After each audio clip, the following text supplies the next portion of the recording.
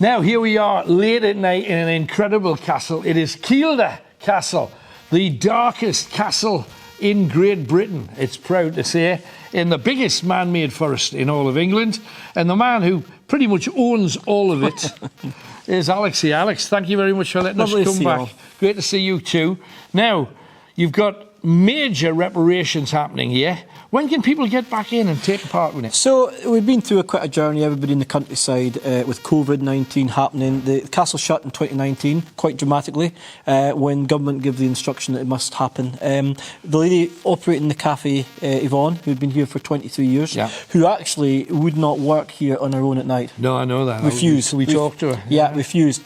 She was about to retire the next week, and of course the week before it all shut down. So the building's been shut since, and like any old building, when you try and restart it after 2 years being dormant, you start finding all the issues.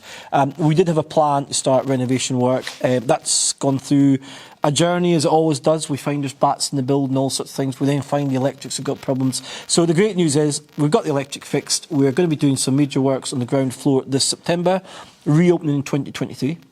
Is the plan, with a 7-day-a-week cafe and open fire pit here in the courtyard, maybe a stretched tent, all that sorts of things, fresh pizza oven, all that kind of happening. Fantastic. And from this March, we will actually have on-site catering as a takeaway service. Right.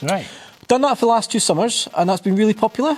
And fascinating is people have been very nervous, and still are, Alan, about going inside a building, getting food to go, and in the forest environment, beautiful skies, all that. They're happy. They're very, very happy. The big thing for us that we're working on this building for is, you know, it's gone through a lot of change, a lot of uses over its histories. It was the Forestry Commission office. It was the Working Man's Club. It was a cafe and a visitor centre. It was the Duke and Northumberland's hunting lodge. They came out here for once a year to stay here for a summer month and then left, and it all got locked up. So the building's never been fully utilised at all in its entire history. There has been deaths, we believe, in the building. That has been a fact of its history. And going forward, we want it to become a space that people feel really welcomed and enjoy it. Working with the Kielder Observatory, which is really, really popular now, has a 3 months waiting list, and we're seeing it tonight. How beautiful! And you know, I get to work in this environment with the rest of the team, and even we still stand here at night and go, wow, that's amazing. So we're looking to be doing more public events with the Kielder Observatory in this building now. So and you look better in the dark anyway. Oh, I think so.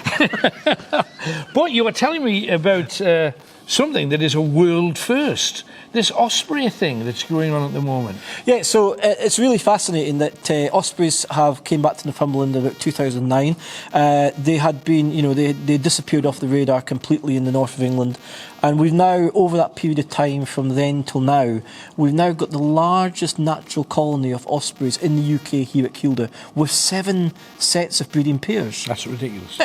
It's amazing, and that's all down to the great work of our colleagues at Northumbrian Water. There's fish in the Kielder water, but they do fly away across towards the A68 Island. They go away across to Catcliffe. They go into the borders to get fish. Wow. They don't just stay here. It's very fascinating. But the fascinating story, the chicks especially they're born at Kielder. After a number of weeks, not many, they then take off on their first flight and learn how to fend for themselves. And then by September, so they kind of hatch normally about the Northumberland County Show weekend. It's very interesting.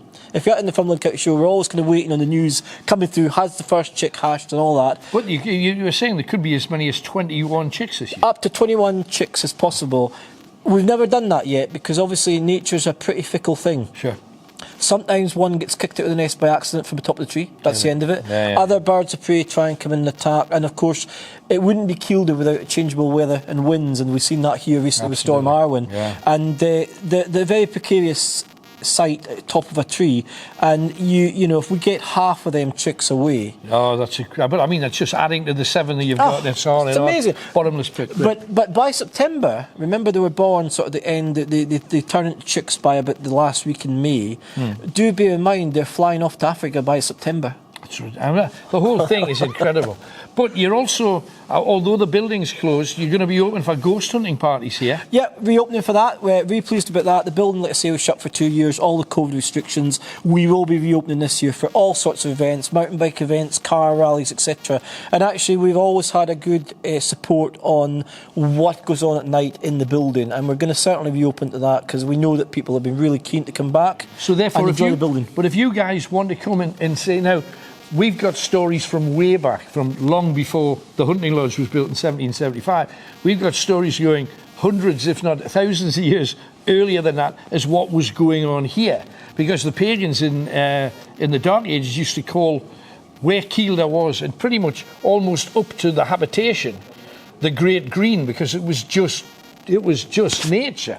So there's amazing stories that's written about the Great Green. I'm going to be sharing some of them with you, and then diving in to see the history, because this is living history, this building. It's amazing, the incredible stories that you'll hear tonight, and stories of what happened to us the last time we were here, because we got chased out of here the last time we were here on radio, and we caught a voice telling us to get out, and we got it on tape, which is ridiculous. Who was it? We think we know, but I'll explain that to you later. But Alex, get back in your hole for a couple of hours.